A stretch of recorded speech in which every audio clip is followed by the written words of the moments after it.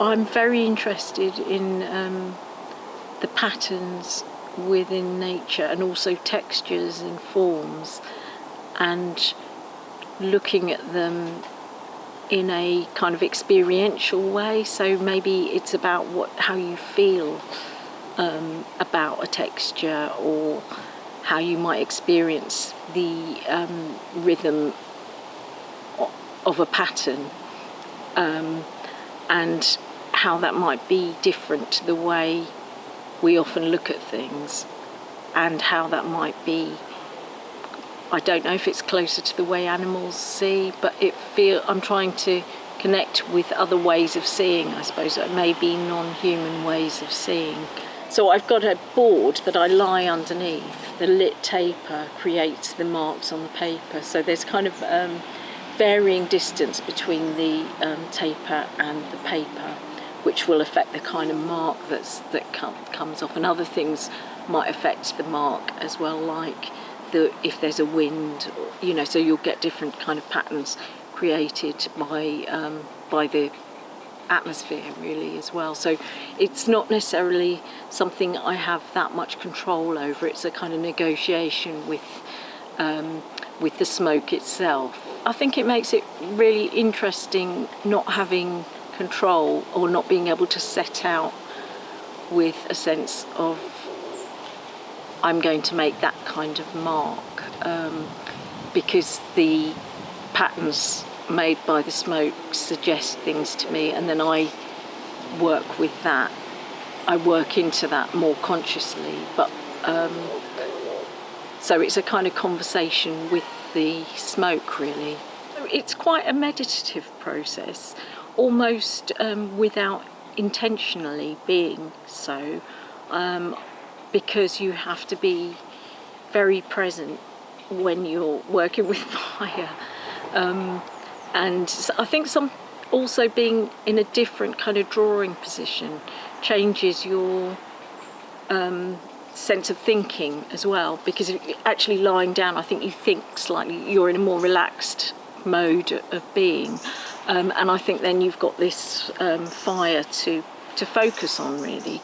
So you almost can't get too many other thoughts coming into your head, other than just facilitating things not catching fire.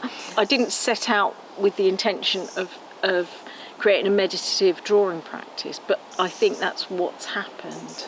I'm a printmaker and I do a lot of etching, which similarly works with burning, but it burns through acid. So etching's known as quite a destructive process. So I've always been very interested in processes which are seen as destructive, but you create through this process of destruction. And the other thing that happened was I was just fed up with the drawing I was doing, and I put it on the wood burner, and there was a lot of marks on it of smoke and burning, and I was really quite fed up with the way I was working at the time, and it was like a bit of a kind of it presented itself as a possibility of a different way of making marks.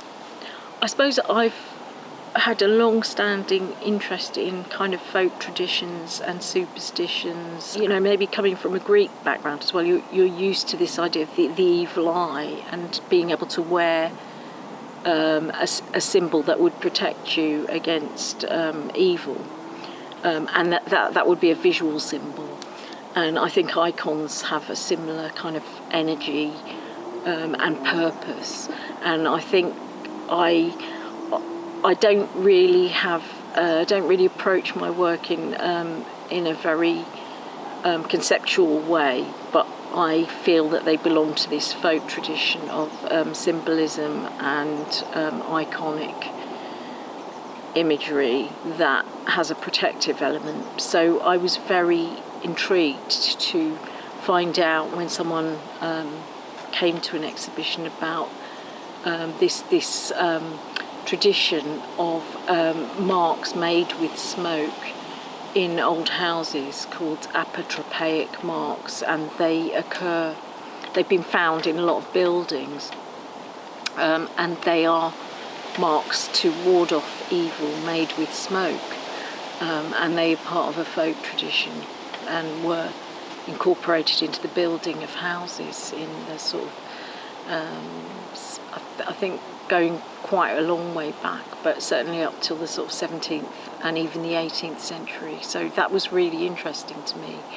Another thing that I feel very connected with is the sense of cave painting and early images and representations of animals as well. We've got this tradition of projecting onto animals what we fear, what we believe in, and I think I'm very interested in how what looking at animals tells us about ourselves, really, and them as mirrors.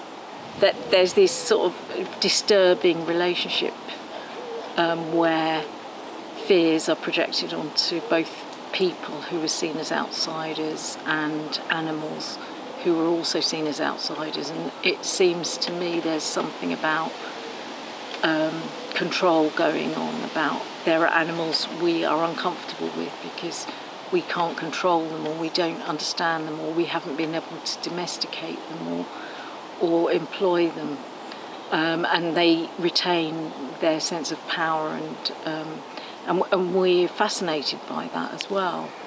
So I think some of the animals I'm really interested in are those animals that make us feel things that we don't feel comfortable with. Moths. People love butterflies, but moths, they tend to be much more uncomfortable around.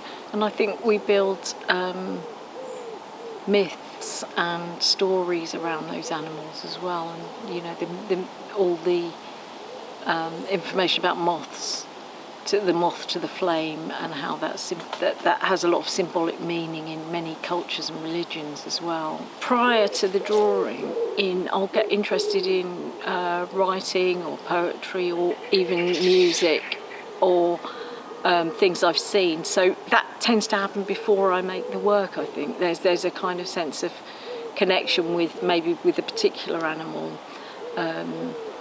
And I'll maybe have read things. I had a big rat phase, and I was very, very interested in this Pied Piper story. And I think that really started off the whole connection with animals, was this terrible fear of rats people had. And I was kind of quite fascinated by people's powerful reactions against rats when we've got this kind of incredible relationship with rats, and they've always been really close to human beings. I mean, they're all around us. They're incredibly intelligent, and they have all these systems of kind of operating which are quite similar to human beings. So I found that whole fear of rat really powerful.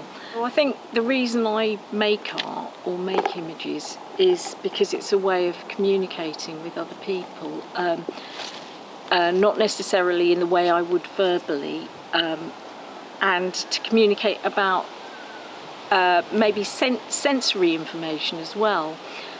So it's a different way of communicating for me than verbally, and I'm very interested to find out how people respond to that as well. So it feels very much like a two-way process, making work, that I put out an image and people experience that, and then they often come back with stories or responses which are always really interesting to me, how that process works. And it's different to talking because it usually takes place over time, over a different time period.